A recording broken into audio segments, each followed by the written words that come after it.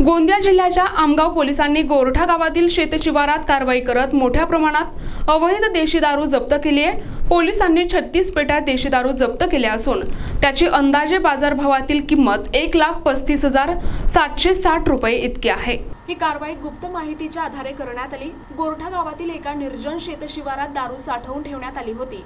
आमगाव पोलिसांनी त्वरित कारवाई करत साठवलेला दारूचा साठा जप्त केलाय। या प्रकरणी संबंधित व्यक्तीविरोधात आमगाव पोलीस ठाण्यात गुन्हा दाखल करण्यात आलाय।